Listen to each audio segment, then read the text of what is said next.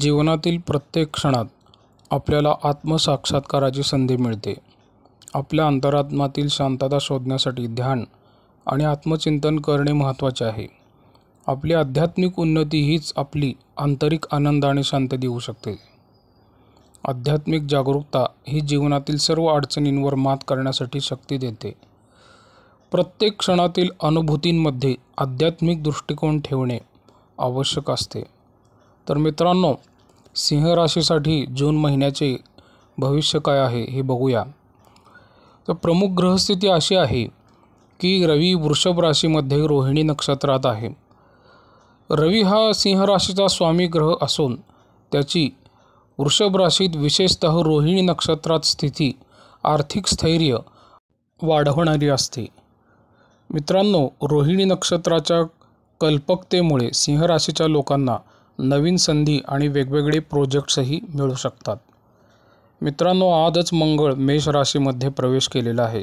तो अश्विनी नक्षत्रात आहे, ज्यामुळे व्यक्तीला एक वेगळ्याच प्रकारची ऊर्जा मिळेल आणि त्यांची जी लीडरशिप क्वालिटी असते त्याच्यामध्ये सुद्धा आपणास प्रगती झालेली दिसेल. सिंह राशीला नवीन उपक्रम चालू करण्यासाठी किंवा नवीन व्यवसाय करण्यासाठी हा काळ उत्तम आहे. मित्रांनो, अश्विनी नक्षत्राबद्दल जर आपण विचार केला तर हे नक्षत्र उपचारासाठी सुद्धा चांगले ओळखले जाते. शिवाय जलद पुनर्प्राप्तीसाठी ओळखले जाते. म्हणजेच ह्या काळात सिंह राशीच्या लोकांना अडचणींवर लवकरात लवकर मात करता येईल किंवा आयुष्यात काही छोट्या छोट्या गोष्टी गमावलेल्या असतात त्यातीलही एखादी गोष्ट पुन्हा मिळू शकते. शिवाय मित्रांनो, ह्या महिन्यामध्ये बुध, गुरु, शुक्र आणि हर्षल हे वृषभ राशीमध्ये आहेत. ह्या योगामुळे आर्थिक सुधारणा, संवाद आणि नातेसंबंध यामध्ये वाढ होणार आहे. आता हे वृषभ राशीमध्ये आहेत याचाच अर्थ ते कालपुरुषाच्या धन, कुटुंब आणि वाणी या स्थानांमध्ये आहेत. रोहिणी नक्षत्रातील शुक्र कलात्मक गुणांमध्ये आणि आनंदात भर घालतो, तर कृतिका नक्षत्रातील गुरु व्यावहारिक अनुभवांद्वारे ज्ञान आणि आध्यात्मिक वाढ यावर जोर देतो. तसेच मित्रांनो, शनी सध्या कुंभ राशीमध्ये आहे, पूर्व भाद्रपद नक्षत्रामध्ये आहे, ज्यामुळे दीर्घकालीन उद्दिष्टे असतात, म्हणजे आपले लॉंग टर्म गोल्स असतात आणि काही मोठ्या जबाबदाऱ्या असतात, ह्यावरती आपले लक्ष केंद्रित होत असते.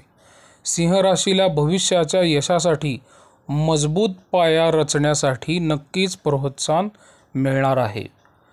ह्या पूर्व भाद्रपद नक्षत्रातील शनी जो आहे तो एक प्रकारचे परिवर्तन आणि आध्यात्मिक जागरूकता आणतो, ज्यामुळे जीवनामध्ये स्वभावामध्ये मोठे बदलही होऊ शकतात.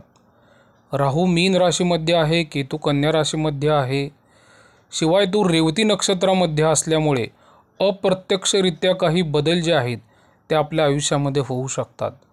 भूतकाळातील कर्ममुक्तींवर लक्ष आपले केंद्रित होते. म्हणजे जर काही आपल्या हातून चांगली किंवा वाईट कर्मे जरी झाली असतील तर त्यातून थोडीफार मुक्तता जी आहे किंवा त्या कर्मांची परतफेड जी आहे ती आपली या काळामध्ये होऊ शकते. सिंह राशीसाठी याचाच अर्थ असा आहे की त्यांनी आत्मपरीक्षण करणे फार गरजेचं आहे. अपूर्ण गोष्टींची सोडवणूक होईल ह्या अशा प्रकारचे योगसुद्धा सध्या सिंह राशीसाठी तयार झालेले आहेत. कारण की हे मित्रांनो रेवती नक्षत्र आहे आणि रेवती नक्षत्र कालचक्रातील शेवटचे नक्षत्र आहे. त्यामुळे कर्मांचा गंडांतर योग जो आहे तो इथं तयार झालेला आहे. त्यामुळे जर आपली काही अपूर्ण कामे राहिलेली असतील तीसुद्धा बऱ्याच प्रमाणात पूर्ण होण्याची इथं शक्यता आहे. मित्रांनो, वृषभ राशीमध्ये जी ग्रहांची युती झालेली आहे ती खास करून बुध, गुरु, शुक्र आणि हर्षल यांची आहे. आणि ह्या युतीमुळे काय होतं मित्रांनो की भौतिक संपत्ती, विलासता आणि व्यावहारिक बाबींचा जोर जो आहे तो आपल्या आयुष्यात वाढलेला असतो. त्यामुळे काय होणार आहे की आर्थिक स्थैर्य ह्या गोष्टीमध्ये तर सुधारणा होणारच आहे, पण आपला फोकस जो आहे तो वेगवेगळ्या प्रकारचे व्यवसाय करण्यासाठी वाढू शकतो. आता मित्रांनो, सूर्य शुक्र युती ही वृषभ राशीत झालेली आहे. ह्या युतीचं वैशिष्ट्य काय आहे सिंह राशीसाठी? ही युती थोडी कल्पकता, प्रेम आणि व्यक्तिगत आकर्षणसुद्धा वाढवत असते. या काळात सिंह राशीला त्यांच्या आकर्षणामुळे व्यक्तिशः आणि व्यावसायिक नातेसंबंध सुधारण्यास नक्कीच मदत होणार आहे. त्याचबरोबर मित्रांनो, मंगळ आणि केतू यांचा दृष्टियोग तयार झालेला आहे. मंगळ मेष राशीत आणि केतू कन्या राशीत असलेली दृष्टी क्रियाशीलता आणि आध्यात्मिक विभाजन यावर जोर देते. त्यामुळे सिंह राशीला काही धाडसी कृत्य करण्याची प्रेरणा मिळणार आहे.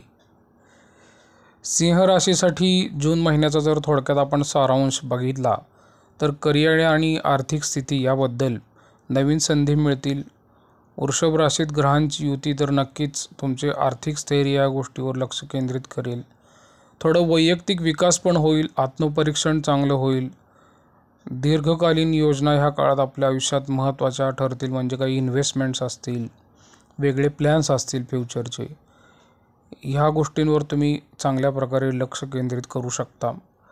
आरोग्य आणि भावनिक स्वास्थ्यावर थोडं लक्ष देणं गरजेचं आहे. राहू आणि केतूच्या स्थितीमुळे संतुलन आणि स्वतःची काळजी घेणं या महिन्यामध्ये आवश्यक आहे. तर या महिन्यात सिंह राशीसाठी थोडक्यात आर्थिक आणि आध्यात्मिक दोन्ही दृष्टिकोनातून प्रगती होईल. प्रसाद कुलकर्णी, पंढरपूर, श्रीराम.